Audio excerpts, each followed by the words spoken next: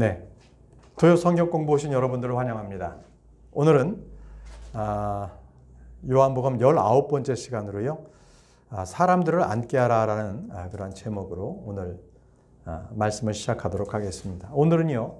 요한복음 6장 7절에서 21절 말씀까지 우리가 공부를 하도록 하겠습니다. 여러분들 대부분 아시는 오병이어의 기적입니다.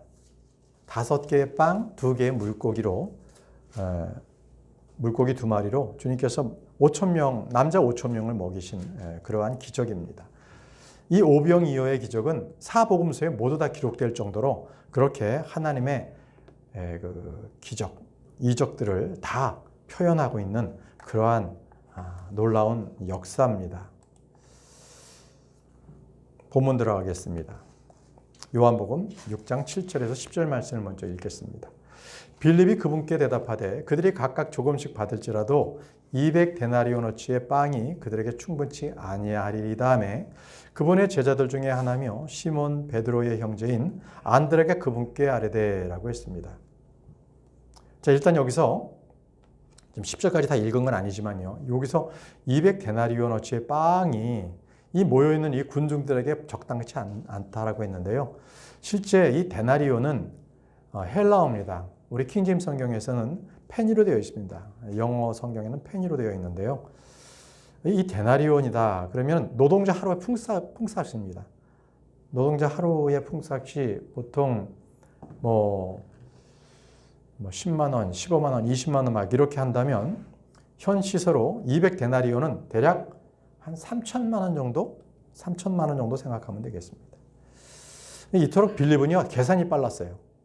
이 많은 사람들을 먹여라 그랬더니 그는 바로 머릿속에 주판을 두들깁니다. 이 정도면은 3천만 원, 그러니까 200데나리온으로도 충분치 않습니다. 이렇게 충분하지 않다는 그 부족함을 주님 앞에 말씀을 드렸는데, 근데 빌립은요, 이 계산에서 빠진 게 있어요. 수학적인 계산은 잘했지만 이들을 먹일 수 있는 예수님을 그 계산 안에 포함시키지 않은 거예요. 예수님이 안 계시면 충분치 않은 거죠. 예수님이 안 계시면 충분치 않은 겁니다. 하나님께서는요, 광야에서 이스라엘 백성들을 먹이셨어요. 신명기 2장 7절에 주내 하나님이 내 손의 모든 일에서 내게 복을 주었고 내가 이 큰 광야를 걸어서 지나가는 것을 알며 주내 하나님이 이 40년 동안 너와 함께 하셨으므로 내게 아무것도 부족한 것이 없었느니라 하라 하시기에 여러분도 아시지만 이스라엘 백성들이 이제 출애굽해서 광야에서 40년 동안을 그들은 여정을 걸어갔습니다. 그랬을 때 그들은요, 그들의 옷이 헤어지지 않았어요. 옷을 입고 있는 것들이 40년 동안 헤어진 게 없어요. 신발도요. 신발도 그 신발을 그대로 신은 거예요. 왜요? 우리 주님께서 그들과 함께 하셨기 때문에 그들에게 부족한 것이 없는 거예요. 여기 나와 있죠. 아무것도 부족한 것이 없었느니라. 먹을 것, 마실 것 부족한 거 없었어요.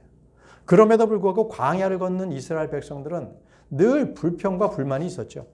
그 불평과 불만은 내가 먹고 살 것에 대한 그러한 두려움이었습니다. 아이고 물이 없네, 큰일 났네. 배고프다, 고기 먹고 싶다. 이런 것들에 대한 불평이었거든요. 근데 그 불평은 하나님에 대한 불평이었어요. 왜 우리를 여기서 나오게 해가지고 이스라엘에서 비록 노예였지만 거기에서 좀 살만했는데 고기도 먹고 마늘도 먹고 그래도 풍족했는데 나와서 이게 뭐냐 이거거든요. 하나님을 욕하는 거였어요. 그런 민족들이었습니다. 자, 우리는요. 우리 스스로 하게 되면 모든 것이 부족합니다. 없는 것 투성이에요. 우리가 스스로 하려고 하면. 그런데 내 스스로 계산하지 않고 빌립처럼 계산하지 않고 주님께 모든 것을 맡긴다면 그 다음부터 저와 여러분들은 풍족하게 됩니다. 풍족합니다. 여러분 지금 가진 것이 몸밖에 없습니까? 그럼 그 몸을 주님 앞에 드리십시오. 지금 여러분들이 갖고 계시는 게 시간뿐이 없으세요? 그렇다면 그 시간을 주님 앞에 드리십시오. 그 시간을 주님 앞에 드리시면 됩니다. 그것이 복된 삶입니다. 계속 요한복음을 읽겠습니다. 여기 한 소년이 있는데 그가 보리빵 5개와 작은 물고기 2마리를 가지고 있나이다. 그러나 그것들이 이 많은 사람들에게 얼마나 되겠나이까? 안드레가 그랬거든. 부족하면 이건 뭐 빵 5개하고 물고기 2마리로 이 많은 사람을 어떻게 먹이겠습니까? 라고 체념하고 그들은 이 적은 것에 대해서 그들은 실망하고 있는 거예요. 무기력함에 빠진 거지. 아무것도 안 되네요. 자, 예수님께서 이르시되 그 사람들을 앉게 하라 하심에 참 중요한 말씀입니다. 먹을 것이 준비가 안 됐는데 주님께서는 일단 그들을 앉혀라 이렇게 말씀하셨어요. 이제 그곳에 잔디가 많으므로 이에 그 사람들이 앉으니 수가 5,000쯤 되더라. 자, 우리 구약 사람들은요. 어린아이는 셈에 포함하지 않습니다. 여자들도 포함하지 않습니다. 오직 성인 20세 이상 남성들, 30세 이상 남성들만 수에 포함을 합니다. 5,000명쯤 되었습니다. 아니, 어떻게 한 소녀는 빵과 작은 물고기를 가지고 있었을까요? 다른 사람들은 이제 이때가 저녁이었거든요. 그러니까 주님과 함께 있었을 때에 그들은 이미 그들이 가지고 있는 모든 것을 다 허비했고 소비했고 이젠 가지고 있는 게 없는 상태인데 어떻게 소년 하나는 빵 5개와 작은 물고기가 있었을까요? 자, 이것은 이렇게 설명을 드릴 수가 있습니다. 이 소년은 아마 홀어머니를 모시고 있거나 고아일 가능성이 많다는 겁니다. 그래서 그가 직접 일을 해서 품값을 가지고 이제 집으로 가는 길에 많은 무리들이 앉아 있는 걸 본 거예요. 자, 그의 손에는 그날 하루 일한 품값으로 빵 5개, 작은 물고기가 들려져 있었던 겁니다. 그런데 그 소녀는요, 그거를 주저없이 주님 앞에 내놨어요. 제가 가지고 있는 게 빵 5개와 작은 물고기뿐이 없습니다. 자, 보잘것없지만 그것을 드렸어요. 하나님께서는요, 누가 무엇을 가지고 있는 다 아시지만 결코 강요하지 않으십니다. 누구의 사람의 권리를 침해하시는 분이 아니세요. 자원해야 합니다. 자, 여기 그 경우도 있어요. 예수님께서 예루살렘에 이 어린 순나기를 타고 들어가실 때 그 순나기를 어떻게 얻으셨냐면 마태복음 21장 2절에서 3절 보시면요. 이렇게 말씀이 기록되어 있어요. 그들에게 이르시되 너희 맞은편 마을로 들어가라. 그리하면 이제 내가 타고 갈 그 나귀가 있다는 거예요. 즉시 너희가 메어 있는 나귀와 그 곁에 나귀 새끼를 보리니 그것들을 풀어서 내게로 끌고 오라. 만일 누가 너희에게 무슨 말을 하거든 주께서 그것을 필요로 하신다 하라. 그리하면 그가 즉시 그것을 보내리라 하시니라. 자, 주님께서는 미리 다 준비된 걸 아셨어요.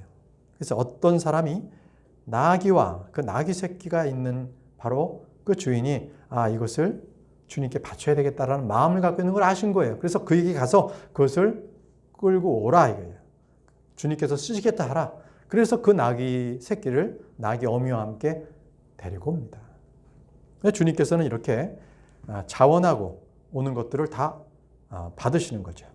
그래서 고린도후서 8장 12절에 우리 신약 성도들에게 주시는 말씀입니다. 먼저 자원하는 마음만 있으면 사람이 가진 것에 따라 주께서 그것을 받을 것이요 그가 갖지 아니한 것을 받지 아니하시리라. 그러니까 주님께서는요 자원하는 마음만 받으세요. 그러니까 없는데 은행에서 융자해서 교회 갖고 와라 이런 것 좋지 않은 거예요. 주님께서 그런 거 받지 않으세요. 자기에게 갖고 있지 않은 것은 주님께서 받지 않으십니다. 그래서 내가 아무것도 없다 그러면 주님께서도 받지 않으세요. 염려하지 마세요. 저희 교회에서도요. 그래서 항상 자원하는 마음만 있으면 그것을 받습니다. 시간도 자원하는 분에게서만 시간을 받습니다. 그러니까 일부러 우리는 강요하지 않습니다. 그게 신약교회의 특징입니다. 그래서 여기 보시면은 이 요한복음 6장 거기에 보게 되면 이 제자들에게 그 사람들을 앉게 하라 이렇게 해서 그 사람들을 앉게 했잖아요. 다시 말하면 예수님께서는요. 본인께서 말씀만 하시되 그 모든 행동들은 제자들을 통했어요. 마찬가지로 저와 여러분들에게도 주님께서 말씀하시고요. 그 말씀에 대한 행동은 저희가 합니다. 마음에 주님께서 주시는 감동에 따라서 우리가 기쁜 마음으로 하는 것을 주님께서는 받으세요. 그래서 우리는요. 주님의 사역자입니다. 고린도전서 3장 9절에요. 우리는 하나님과 함께 일하는 일꾼이요라고 했습니다. 주님께서 말씀하시고 우리는 행합니다. 함께 일하는 일꾼입니다. 이걸 여러분들께서 잘 생각하시고 주님께서 언제든지 저희들에게 말씀하시면 그 말씀을 잘 순종해서 하나님과 함께하는 그런 일꾼들이 되길 바랍니다. 자, 이제 주님께서는 5천 명이나 되는 그 무리들, 또 어린아이와 그리고 여인들까지도 다 앉게 했습니다. 자, 중요한 진리가 있습니다. 중요한 교훈의 말씀이 있는데요. 사람들을 앉게 한다는 건 뭐예요? 서 있으면 뭔가 활동하려고 그러잖아요. 근데 앉았다는 것은 일단은 좀 뭔가 차분하게 기다리고, 또 앉아있다는 것은 뭔가 평안한 상태에서 있는 거 아니겠습니까? 자, 주님께서 주시는 게 이거예요. 사람들을 앉게 하라 했다는 것은요, 너희들이 스스로 일하지 말고 내가 부족함이 없게 하겠다는 겁니다. 그래서 이사야 30장 15절에요. 이사야 30장 15절에 주 하나님 이스라엘의 거룩하신 이가 이같이 말하노라. 너희가 돌이켜 안식하여야 구원을 받으며 조용히 하고 신뢰하여야 힘을 얻으리이다 라고 말씀하십니다. 자, 사람을 앉게 하라 이런 것은 조용히 하고 신뢰해서 그들에게 힘을 얻게 하기 위해서, 안식을 주기 위해서 주님께서는 그들에게 앉으라 라고 말씀하셨어요. 앉으라. 또 주님께서요, 그 사람들에게 앉으라 라고 했던 것은요, 바로 너의 사정을 주님께 맡기라는 거예요. 너희가 그 문제를 해결하려고 하지 말고 너희 사정을 주님께 맡겨라. 그래서 너희는 가만히 있어라 이거예요. 그래서 욥기 5장 8절입니다. 욥기 5장 8절에 나는 하나님께 구하겠고 내 사정을 하나님께 맡기리라 이렇게 됐습니다. 또 주님께서는 내 길을 주님께 맡기라고 했습니다. 내 길을 맡기라.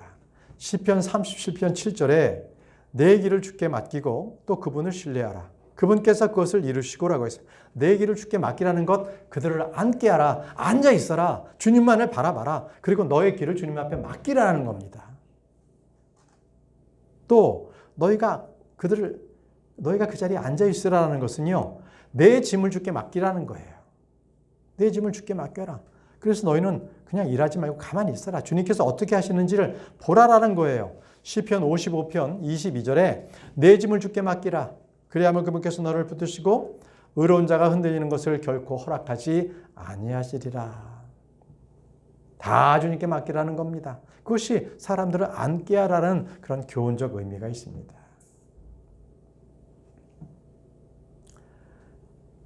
아까 말씀드렸잖아요. 이 오병이어의 기적은 사복음서에 모두 다 기록되어 있다고. 이 보시면은 누가복음에 다 다른 관점에서 기록하셨거든요. 동일한 사건을. 누가복음에는 9장 12절에 날이 저물기 시작할 때에 이렇게 말씀했어요. 바로 그때가 날이 저물었다는 거죠. 어둑어둑해질 때에 12사도가 나와 그분께 이르되 무리를 보내어 그들이 고을들과 주변 지역에 들어가 묵으며 양식을 얻게 하소서. 우리는 여기 외딴 곳에 있나이다 하거늘. 이제 오병이어가 이게 기적이 나타났던 이곳은 마을이 아니라 마을에서 떨어져 있는 그러한 곳이었어요. 아주 외딴 곳이었습니다. 자, 주님께서는요, 이 오병이어의 기적이 아주 초자연적으로 이렇게 그러한 주님께서 능력을 베푸셨잖아요. 초자연적으로 사람들에게 그것을 먹이게 하셨어요. 근데 그 말씀이요, 시편에 기록되어 있습니다. 시편 78편 19절에서 25절을 통해서 우리가 볼 수 있는데요. 참으로 그들이 하나님을 대적하여 말하 이르기를 하나님이 광야에서 상을 준비할 수 있으리요 하였도다. 보라, 그분께서 그 반석을 치심에 물들이 쏟아지고 시내들이 흘러 넘쳤도다. 또 그분이 빵도 줄 수 있으리요. 그분이 자신의 백성들을 위해 고기도 마련할 수 있으리요 하였도다. 그러므로 주께서 이것들을 들으시고 분노하시매. 왜 분노하셨어요? 이들은 하나님을 불신하고 있는 거예요. 하나님을 불신했기 때문에 주님께서 분노하셨습니다. 이에 야곱을 향해 불이 붙고 또한 이스라엘 향해 분노가 올라왔나니. 여기서 야곱, 이스라엘, 이것은 이스라엘 백성들을 얘기하고 있는 겁니다. 자, 계속 읽을게요. 이는 그들이 하나님을 믿지 아니하며, 보세요. 하나님을 믿지 않았다 그러잖아요. 바로 하나님을 믿지 않는 게 불신하는 거예요. 하나님을. 그래서 하나님을 믿지 않기 때문에 하나님께서 나에게 먹을 것을 줄 수 있겠어? 아니면은 물을 낼 수 있겠어? 이 광야에서 이렇게 했던 거지요. 그래서 그들은 그분의 구원을 신뢰하지 아니하였기 때문이로다. 그럼에도 그분께서 위로부터 구름들에게 명령하시며 하늘의 문들을 여시고 그들에게 만나를 비같이 먹게 하시며. 여러분, 이때 만나를 비같이 내려서 먹게 하셨다는 거예요. 만나는요, 하늘에서 떨어진 천사들의 양식이에요. 자, 이 만나 잘 기억해 놓으시고요.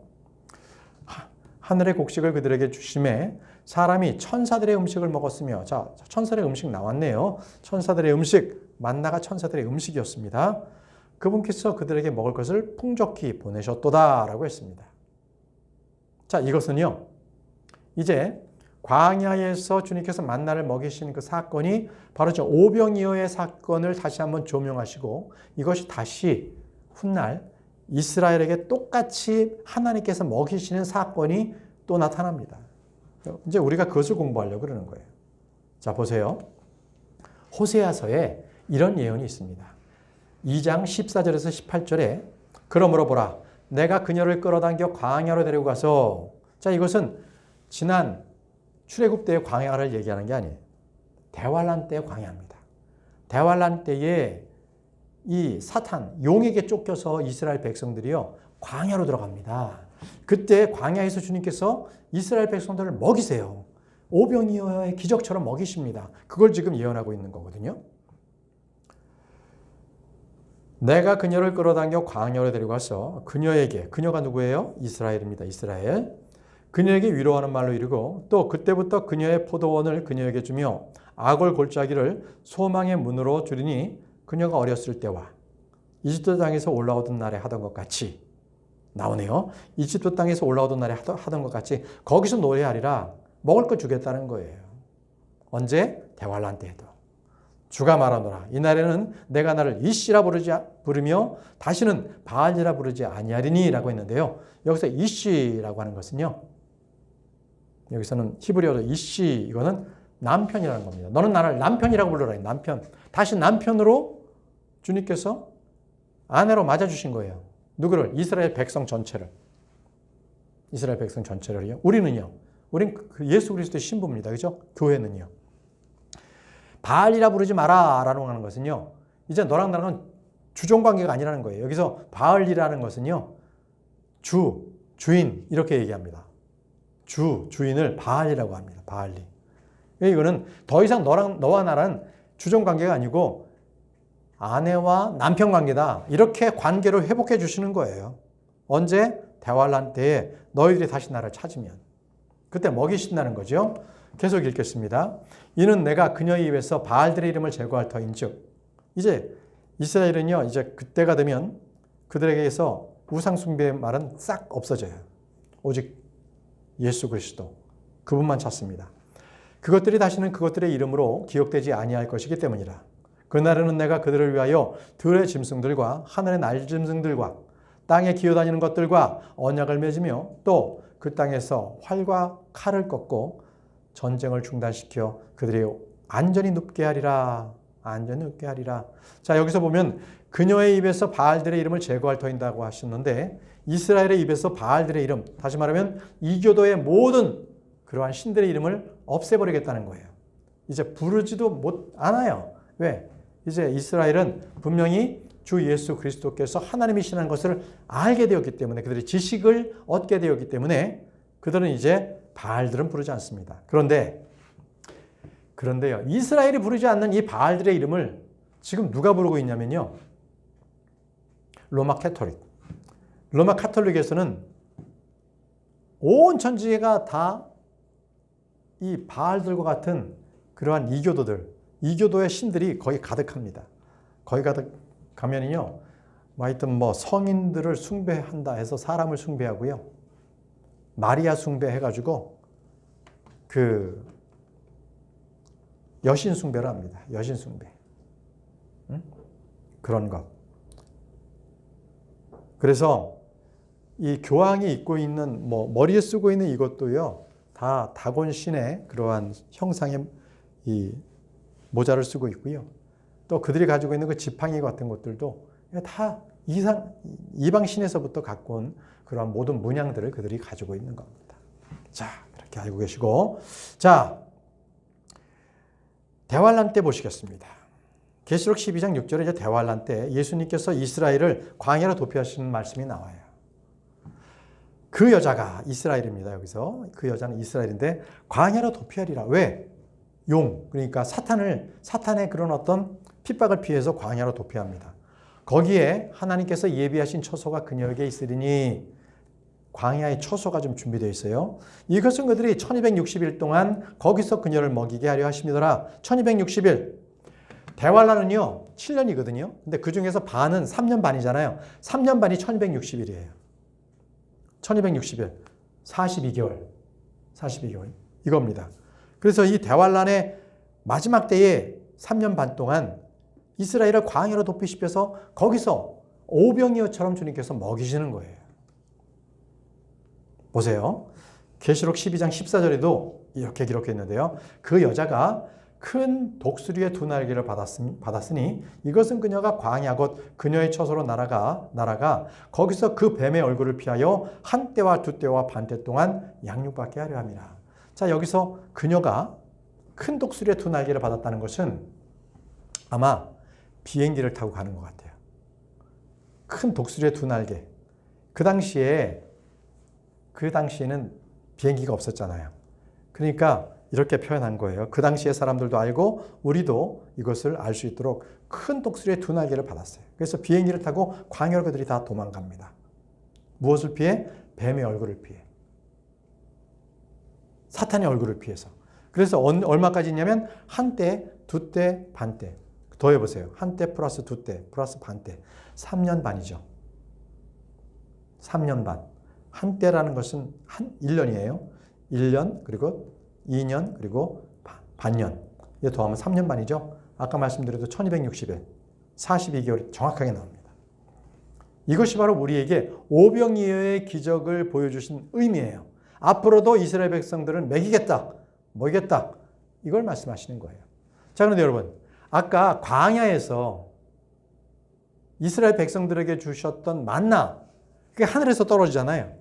그 만나는 천사들의 음식이라고 그랬단 말이에요. 자, 만나를 어떻게 만드시는지 시편에 나와 있어요. 주님께서 이 말씀은요, 말씀에 여기저기에 그 말씀들이 숨겨져 있어요. 그 의미가. 시편 74편 14절에 주님께서요, 리워야단은 용입니다. 저 둘째 하늘에 있는 바다에 살고 있는 용이에요. 리워야단인데 그것은 또 사탄이라고도 합니다. 이 리워야단의 머리를 산상조각 내시고, 리워야단은요 7머리가 있어요. 그 머리들을 산상조각 내시고 그를 광야에 거주하는 백성에게 뭘로 줬다고요? 먹을 걸로 줬어요. 그러면 생각해 보세요. 하늘에서 광야에 있는데 하늘에서 막 만나가 떨어져. 근데 그게 뭐라 그러세요? 리워야단의 머리를 박살을 해서 그걸로 먹을 것을 백성들에게 주셨다는 거예요. 그리고 또 이 리워야단의 머리를 박살내서 그걸로 천사들의 음식이 됐다는 거죠. 놀랍죠? 이렇게 하나님께서는 정확하게 기록되어 있어요. 모든 상황을 기록해 놓으십니다. 우리가 알아야 될 것들을 기록하셨는데, 근데 보세요. 광야의 백성들이 먹었던 만나는요, 여러분들 아시지만 그게 하루만 지나면 어떻게 됐어요? 썩었습니다. 부패했어요. 못 먹어요. 하루만 지나면 못 먹어요. 벌레가 들끓고 막 그러거든요. 왜 그랬을까요? 이 재료가 뭐였어요? 부정한 뱀이었어요.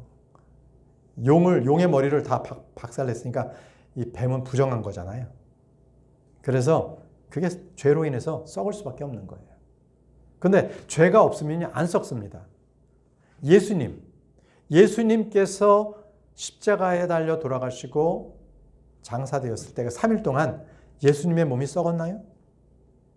썩지 않았어요. 부패되지 않고 그대로 보존됐거든요. 이유는 예수님은 죄가 없으셨기 때문에 예수님의 몸은 썩지 않았습니다. 몸은 썩지 않았습니다. 자, 다시 이제 오병이어의 그 현장으로 돌아가겠습니다. 요한복음 6장 11절 12절 예수님께서 빵을 집으사 감사를 들으신 뒤에 제자들에게 나누어 주시니 제자들이 자리를 잡은 자들에게 나누어 주고 또 그와 같이 물고기도 그들이 원하는 대로 주시더라. 원하는 대로 다 줬어요. 원하는 대로. 누구는 2마리 달라. 나는 한 5마리 좀 주세요. 원하는 대로 주는 거예요. 막. 그들이 배부른 뒤에 그분께서 자기 제자들에게 이르시되 남은 조각들을 거두어 잃어버리는 것이 없게 하라 하시므로. 자, 남자 5,000명만 먹이고 5,000명 그리고 여인도 있고 어린아이들도 다 먹였어요. 그런데 남은 조각이 있다는 거죠. 주님께서 그 남은 조각을 버리지 말고 거둬들이라 하라는 거예요. 왜요? 주님께서는 풍성하게 우리에게 주시는 분이시지만 풍족하시지만 결코 주님께서 주신 그 풍족을 우리는 낭비해서는 안 된다는 거예요. 낭비해서는 안 된다. 이게 중요한 원칙입니다.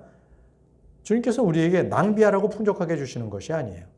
남은 조각을 거두어 드리라고 하는 거예요. 잃어버릴 것이 없게 하라는 것입니다. 자, 바로 이러한 오병이어의 기적을 보고서 사람들이 뭐라 그랬냐면요. 이게 지금 누가복음 24장 19절은 뭐냐면 예수님께서 이제 부활하시고 난 뒤에 이 엠마오로 가는 2 제자가 하는 얘기를 기록해 놓은 거예요. 누가복음 24장 19절에 그분께서 그들에게 이르시되 예수님께서 말씀하신 거예요. 무슨 일들이 있었느냐? 무슨 일들이냐 하심에 그들이 그분께 이르되 나사렛 예수님에 관한 일들이니이다. 그분은 하나님과 온 백성 앞에서 행동과 말에서 능력 있는 예언자였는데 라고 했습니다. 자, 이 제자들은 예수님을 봤어요. 오병이어 기적을 봤어요. 능력 있는 일을 행하는 걸 봤어요. 근데 그분께서 죽으셨단 말이죠. 자, 그러니 그들에게는 믿음이 약해서 부활하신 주님을 믿지 못한 거죠. 그들은 돌아가신 그분이 예수님이신데 능력 있는 예언자였다. 이렇게 얘기하는 거예요. 근데 그 예언자라는 게 무엇이냐면요. 바로 요한복음 요한복음 6장 13절에 14절 말씀에 나와요. 이제 그들이 그것들을 함께 거두고 충분히 넘치게 먹은 자들이 남긴 보리빵 5개의 조각들로 12바구니를 채웠더라. 그때 그 사람들이 예수님께서 행하신 그 기적을 보고 이르되 이분은 진실로 세상에 오실 그 예언자시로다 하더라. 자, 분명히 우리에게 약속하신 그 예언자가 예수님 이분이 맞네. 왜? 이렇게 먹을 것을 풍성하게 이 물고기 2마리, 빵 5개로 이 많은 사람을 먹일 수 있을 정도로 이러한 기적을 베푸는 이분이라면 이분은 분명히 예언됐던 바로 그 예언자가 맞다. 이렇게 예언하는 거거든요. 그래서 이 사도행전에도 그 예언자에 대해서 기록하고 있어요. 똑같은 예언자거든요. 모세가 말한 거예요. 사도행전 3장 22절에 진실로 모세가 백성들에게 이르되 모세가 백성들에게 말한 겁니다. 주 너희 하나님께서 너희 형제들 중에서 나와 같은 예언자 하나를 너희를 위해 일으키리니라고 했습니다. 앞 구절에도 그 다시 오실 그 예언자다 이렇게 했던 것은 모세가 한 얘기예요. 모세가 신명기 18장 15절에 한 얘기를 지금 그대로 하고 있는 거예요. 18장 15절에 모세가 그랬거든요. 나와 같은 예언자가 반드시 너희 가운데 올 것이다. 이렇게 약속했는데 지금 이제 사도행전에서 그 말을 지금 얘기하고 있는 거예요. 나와 같은 예언자 하나를 너희를 위하여 일으키리니 그가 너희에게 무엇을 말하든지 너희는 모든 일에서 그의 말을 들을지니라. 모세가 지금 이스라엘 백성들 후손들에게 이렇게 딱 기록으로 남긴 거예요. 그 예언자가 하나가 오실 것이다. 사람들은 오병이어를 보고 바로 그분이 이분이구나. 지금 이렇게 지금 얘기들 하고 있는 겁니다. 그런데 말이죠. 여기서 중요한 게 있어요. 이 사람들이 먹은 이 빵 5개와 물고기 2마리로 이 풍성하게 먹었는데 이 사람들은 이 배불렀잖아요. 그러니까 배불리 먹게 해준 이분을 따르고 싶은 거야. 그런데 하나님께서는 그걸 원치 않으신 거예요. 왜? 사람들이 빵으로만 사는 게 아니거든요. 그래서 누가복음 4장 4절에 예수님께서 그에게 응답하여 이르시되 기록된 바 사람이 빵으로만 살 것이 아니요 빵으로 살지 않는 겁니다. 뭘로 살아요? 하나님의 모든 말씀으로 살 것이니라 하였느니라 하시더라. 하나님의 모든 말씀으로 살아야 되는 거예요. 그래서 사람들이 빵을 얻어먹었기 때문에 예수님을 따르는 것은 그건 하나님의 뜻이 아닙니다. 그래서 주님께서는 그 빵이 아니라 하나님의 말씀으로 너희들이 살라라는 말씀을 하시고 계신 거예요. 자, 다시 요한복음 본문으로 돌아가겠습니다. 이제 사람들이 이제 배불렀어요. 그러니까 이제 예수님을 왕으로 세우고 싶은 거예요. 왜? 배불리 먹이셨으니까 이 사람만 있으면은 내가 배를 고른 일은 없겠구나. 자, 이렇게 돼서 억지로 왕을 삼는데 말씀을 보겠습니다. 그러므로 그들이 와서 억지로 자기를 데려다가 왕으로 삼으려는 것을 예수님께서 아시고 다시 혼자 산으로 떠나가시니라. 그들이 억지로 예수님을 왕으로 삼으려고 하는 것을 예수님은 아셔서 다시 산으로 가셨어요. 산으로. 이것은 이 배불러서 빵을 먹기 위해서 왕을 삼으려고 하는 것은 하나님의 뜻이 아니기 때문에 주님께서는 그런 왕국을 세우기를 원치 않으셨어요. 그러면 주님께서 세우시려는 왕국은 무슨 왕국입니까? 하늘의 왕국이에요. 그러니까 하늘의 왕국은 천년왕국이죠. 근데 이 하늘의 왕국은요, 그 말뜻이 하늘로부터 오는 왕국. 하늘로부터 오는 왕국. 그래서 그게 하늘의 왕국이에요. 천년 동안 이 땅 가운데 있는 나라에서 그게 천년왕국인 거고요. 그래서 권위라는 것은요, 사람이 주어져서 사람들이 배불리 했기 때문에 그 사람을 왕으로 삼는다. 좋은 거 아니에요. 하늘로부터 권위는 내려와야 하는 거예요. 권위는. 그래서 민주주의, 지금은 공산주의보다는 민주주의가 우리가 신앙생활 하는데 일단 공산주의보다 낫기 때문에 민주주의를 우리가 인정하지만 그러나 결코 민주주의가 좋은 건 아니에요. 주님께서 세우시는 그 왕국, 왕정 정치가 진정한 겁니다. 사람이 세워서 실패한 경우를 여러분 성경을 통해 아시죠? 사울 왕. 그들은 이스라엘 백성들이 왕을 좀 세워달라고 해서 하나님께서 사울을 세우게 했어요. 그러나 사울 어떻게 됐어요? 결국 주님을 떠났잖아요. 주님의 말씀을 그는 거역하고서 아말렉 족속을 샅샅이 그들은 다 멸하라. 가축까지도 다 멸하라 했거든요. 근데 멸하지 않았어요. 왜 아말렉 족속의 것들을 아이까지 돼서 다 멸하라고 하셨을까요? 하나님께서 잔인하셔서 그랬을까요? 그렇지 않습니다. 아말렉 족속은요, 그들의 이제 이 죄가 완전히 충만해진 거예요. 어떤 죄냐? 사람이 타락하면요, 간음하다가 간음마저도 그게 흥미가 없으면 어떻게 하냐면 그 다음에 짐승들하고도 교미를 한다. 수간을 해, 수간. 하나님께서 아말렉 족속을 가축까지 다 죽이라고 하는 것은 벌써 가축들이 다 수간을 한 거예요. 인간들하고.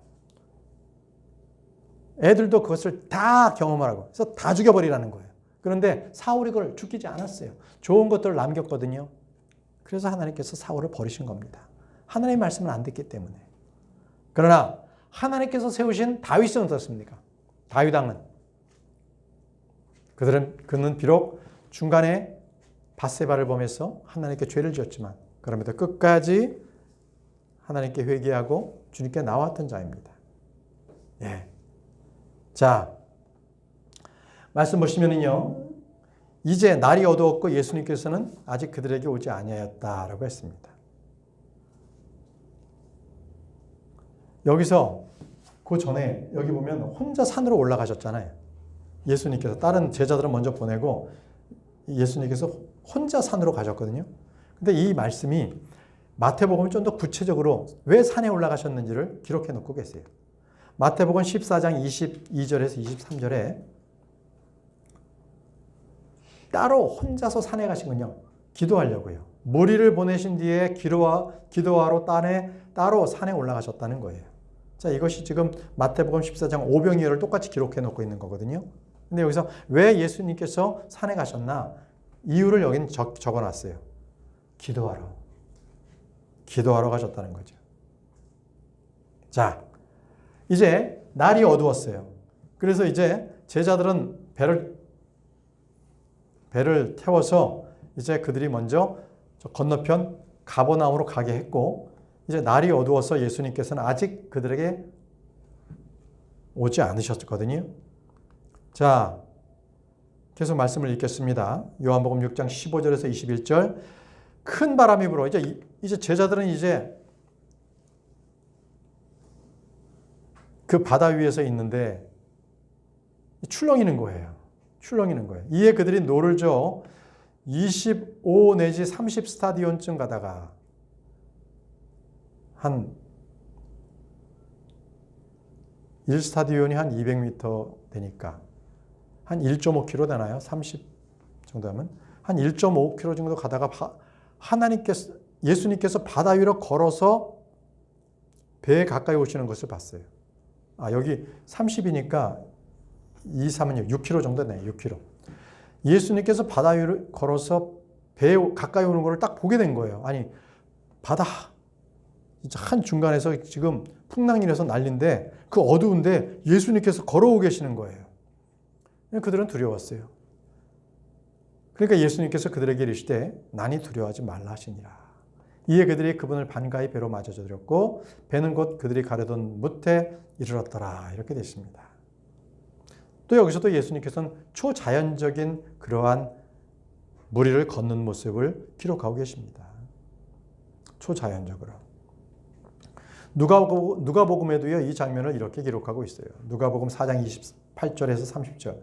회당에 있던 모든 사람에게 이 말을 듣고 진노가 가득하여 일어나서 그분을 도시 밖으로 밀어낸 뒤에 자기들의 도시가 세워진 산에 낭떠러지까지 그분을 끌고 가서 그분을 거꾸로 떨어뜨리려 하되 그분께서는 그들의 한가운데를 지나서 자기 일로 가시니라. 자, 초자연적인 현상을 여러분은 보겠어요.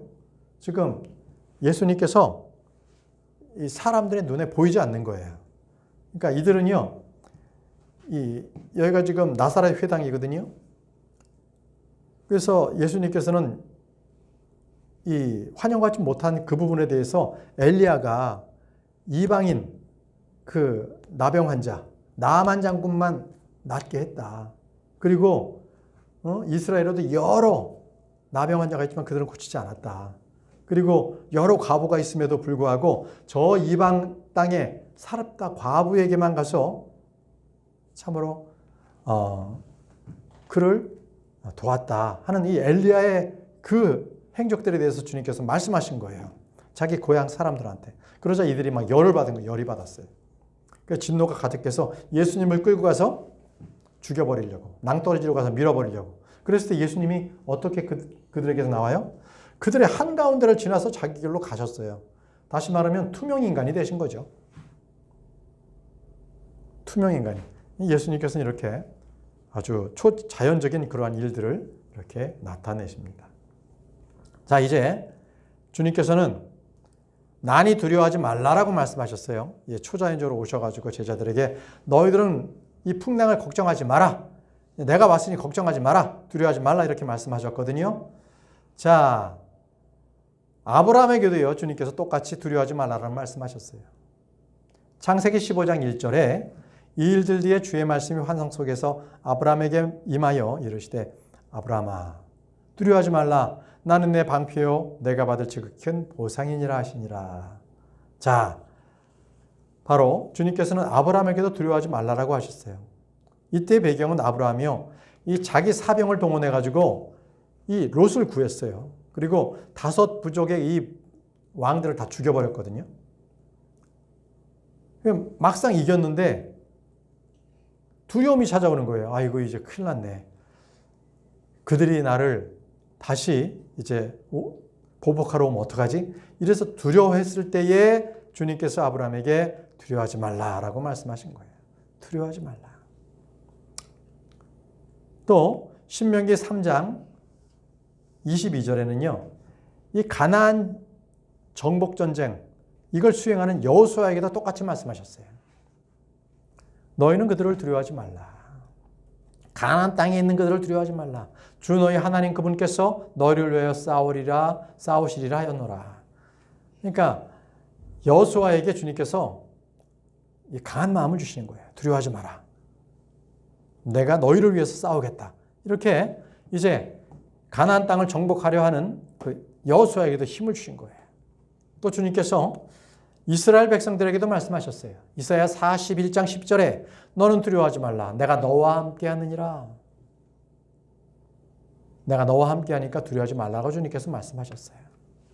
자, 마태복음에 보게 되면 주님께서는요, 말씀하셨어요.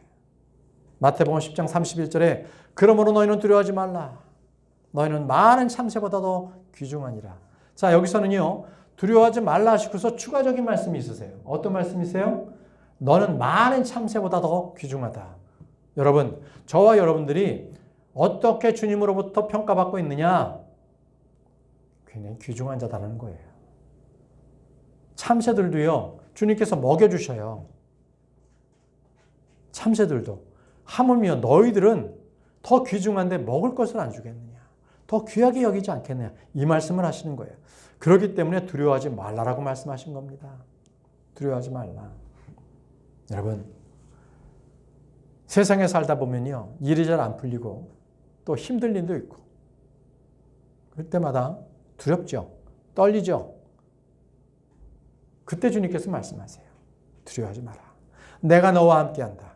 그러니 세상에 있는 일들, 이런 환경들 그거 보고 놀라지 마라. 그것을 저와 여러분들에게 말씀하고 있습니다. 마태복음 14장 22절에서 25절에도요. 똑같이 이 바다를, 갈릴리 바다를 건너는 장면이 그대로 적혀 있습니다. 즉시 예수님께서 자기 제자들을 강권하사 자기가 무리를 보내는 동안 배를 타고 자기보다 앞서 건너편에 가게 하시고 무리를 보내신 뒤에 기도하러 따로 산에 올라가셨다가 저녁이 되매 거기 홀로 계시더라.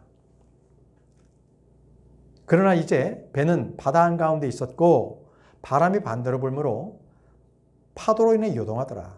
밤 사경에 예수님께서 바다 위로 걸어서 그들에게 가시니 이래 돼 있잖아요. 근데 여기서 우리가 주목해야 될 게 밤 사경이라네요. 밤 사경. 자, 여기 지금 마태복음에는요, 똑같은 사건을 밤 사경이라고 하나 더 넣었거든요. 중요한 우리에게 교훈이 있어요. 밤 사경. 자, 이 밤 사경은 밤을 4개로 나눈 거예요. 네 번째 시간이라는 거예요. 밤의 네 번째 시간. 보세요. 마가복음 13장 35절에 밤 사경을 이렇게 나눴어요.